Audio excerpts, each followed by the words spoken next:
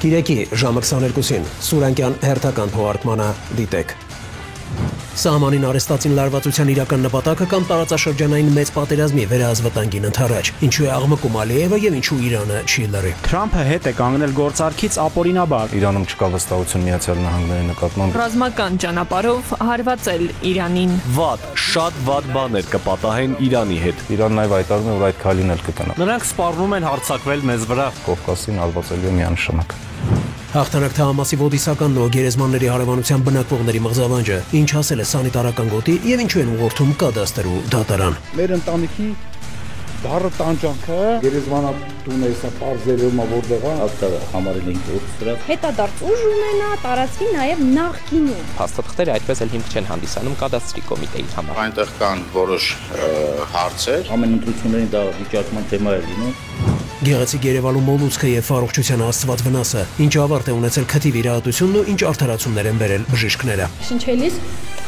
այս հատվածները փակվում էր։ Բժշկական սխալը չի գտել իր իրավաբանական ձևակերպումը։ Եղևներ, թարախակալած վիճակեր։ ինֆեկցիոն հիվանդություններն են, վնաս թե գումարի տեսքով, թե պլաստիկ վիրահատության համար չարժե ռիսկին գնալ։ Կարող է վնաս հասցնել իր ֆիզիոլոգիական եւ հոգեկան առողջությանը։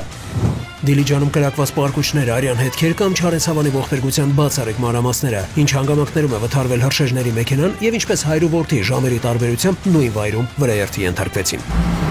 25 հատ կրակոց արել։ 3 տարյա կամուրջ են սարքում։ Սիգարետով այդ կոմից հեռու։